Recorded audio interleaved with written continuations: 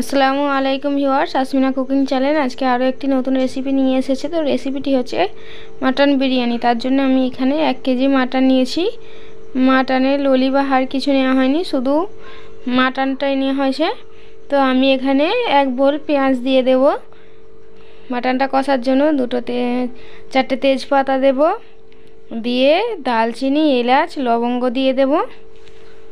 তো এভাবে মাটন বিরিয়ানি করলে খুব টেস্টি হয়। মাটনটা এভাবে যদি কষানো হয় খেতে আরও দারুণ লাগে। তো তারপর আমি এখানে সরিষার তেল অ্যাড করে দেব। তো আমি এখানে সরিষার তেলটা দিয়ে দিলাম, দিয়ে এবারে আদা রসুনের পেস্ট দিয়ে দেব পরিমাণ মতো, দিয়ে হলুদ গুঁড়ো, লঙ্কা গুঁড়ো যতটা পরিমাণ মতো লাগে সব দিয়ে ভালোভাবে যে উপকরণগুলো লাগে মাটন কষার জন্য সেগুলো দিয়ে আমি জল দিয়ে ঢাকা দিয়ে দেব। মাটনটার গ্রেভি না হওয়া পর্যন্ত, যতক্ষণ না জলটা শুকিয়ে যায় তারপরে মাটনটি কষা হবে। তো এখানে বিরিয়ানির সবচেয়ে দামি উপাদান যেটা হলো আলু। বিরিয়ানির আলু কেনা পছন্দ করে, তো আলুটি সিদ্ধ করার জন্য আমি জাফরং দিয়ে দিলাম এবং পরিমাণ মতো লবণ দিয়ে দেব, দিয়ে আলুটিও সিদ্ধ করে নেব। তো একদিকে মাটনটা চাপিয়ে দিয়েছি, একদিকে আলু সিদ্ধ বসিয়ে দিয়েছি। তো দেখুন বন্ধুরা, এভাবে মাটন বিরিয়ানি করলে বিরিয়ানির টেস্টটাও খুব ভালো হয় আর খেতেও দারুণ লাগে। তো আমার আলুটি সিদ্ধ হয়ে গিয়েছে, এবারে আলুটি আমি তুলে নেব। তুলে নিয়ে কড়াইতে তেল গরম করতে দিয়েছিলাম, আলুগুলো সব ভেজে নেব। এভাবে কম কম আলু দিয়ে ভেজে নেব, একসঙ্গে দিলে ভেঙে যেতে পারে। তো এভাবে কম কম আলু দিয়ে আমি একটি ছাঁকুনি দিয়ে ধীরে ধীরে তুলে নেব। তো বন্ধুরা, আলুগুলো ভাজা হয়ে গিয়েছে। তো এবারে বেরেস্তার জন্য কেটে রাখা পেঁয়াজটিও আমি ভেজে নেব। তো এভাবে ধীরে ধীরে ভেজে নেবেন, তাড়াহুড়ো করার দরকার নেই।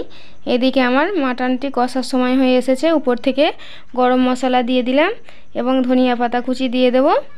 দিয়ে ভালো করে আমি মাটনটি 30 থেকে 35 মিনিট কষিয়ে নেব, যাতে মাটনের যে গন্ধটা থাকে সেটা যেন চলে যায়। এভাবে অনবরত নেড়ে নেড়ে আমি কষিয়ে নেব ভালো করে। তো কষানো আমার প্রায় শেষ। এবারে পরিমাণ মতো জল দিয়ে দেব, যাতে মাটনটি হালকাভাবে সিদ্ধ হয়ে যায়। তো দিয়ে চারিদিক থেকে নাড়িয়ে দিয়ে আমি একটি ঢাকা চাপা দিয়ে দেব, দিয়ে অল্প আঁচে আমি মাটনটি সিদ্ধ করে নেব। তো দেখুন আমার বেরেস্তাটাও ভাজা হয়ে গিয়েছে। তার আগে আমি বিরিয়ানির মশলাটা ভেজে নিয়ে তৈরি করে নিই। দেখুন বন্ধুরা, দোকান থেকে কিনে আনা বিরিয়ানির মশলা সবগুলো উপকরণ ভেজে নিয়ে আমি একটি প্লেটে নিয়ে নিচ্ছি। আমি এটা শিলেও আপনারা পিষে নিতে পারেন বা ব্লেন্ডারে দিয়েও গুঁড়ো করে নিতে পারেন। আমি এখানে ব্লেন্ডার ব্যবহার করব।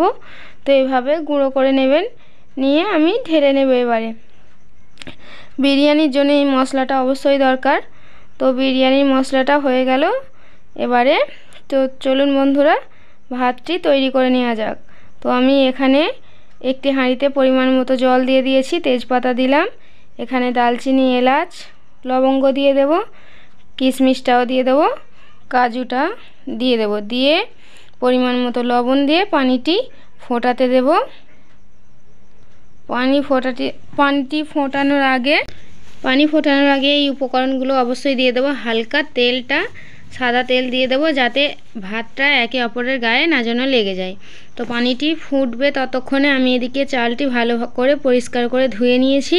ধুয়ে যতক্ষণ না পানিটি ফুটে উঠছে, তো আমি এভাবে রেখে দেবো, তাতে ভাতগুলো লম্বা লম্বা হবে এবং খেতেও দারুণ লাগবে। তো এভাবে চালটা দিয়ে দিয়েছি, ভাতটা হয়ে গিয়েছে দেখতে পাচ্ছেন বন্ধুরা।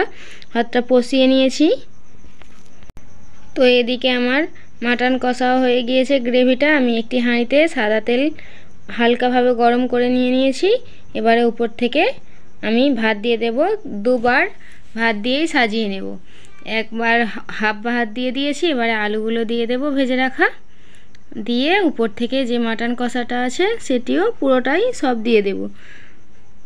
একবারেই যেহেতু সাজিয়ে নেব, তো অল্প দিয়ে লাভ নেই। তো এভাবে দিয়ে বিরিয়ানির মশলাটা এবারে চারিদিক থেকে ছড়িয়ে দেব। দিয়ে আপনারা লবণটা অবশ্যই টেস্ট করে নেবেন, যদি লবণ কম হয় আপনারা ভাতে আরেকটু লবণ দিয়ে দেবেন। তো এভাবে উপর থেকে আমি যে বাকি ভাতগুলো ছিল দিয়ে দিয়েছি। একটি চামচের সাহায্যে এভাবে অল্প কিছু পরিমাণ আমি একটু লিক করে নিচ্ছি, নিয়ে একটি বাটিতে গুলে রাখা দুধ দিয়ে দেবো এবং ঘিগুলো সেই লিক জায়গাগুলোই দিয়ে দেবো। জাফরংগুলোও দিয়ে দেবো, চারিদিক থেকে না দিলেও হবে, এভাবে দিলেও হবে। এবারে গোলাপ জলটিও দিয়ে দেবো, এক এক করে সব উপকরণগুলো দিয়ে দেবো এবং মিঠা আতরটা দেওয়া তো লাগেই সেন্ট হওয়ার জন্য, বিরিয়ানির সেন্টটা না হলে আসে না। এবং জাফরঙের হালকা জল নিয়ে উপর থেকে ছড়িয়ে দিলাম। তো দেখুন বন্ধুরা বিরিয়ানিটি কত সুন্দর হয়েছে। তো এভাবে তৈরি করলে আপনারা বাড়িতে খুব অল্প সময়ের মধ্যে এভাবে তৈরি করে নেবেন। তো বন্ধুরা ভিডিওটি যদি ভালো লেগে থাকে লাইক, কমেন্ট, শেয়ার এবং অবশ্যই করে আমার চ্যানেলটি সাবস্ক্রাইব করে আমার চ্যানেলটির পাশে থাকবেন। তো ধন্যবাদ বন্ধুরা আমার ভিডিওটি দেখার জন্য।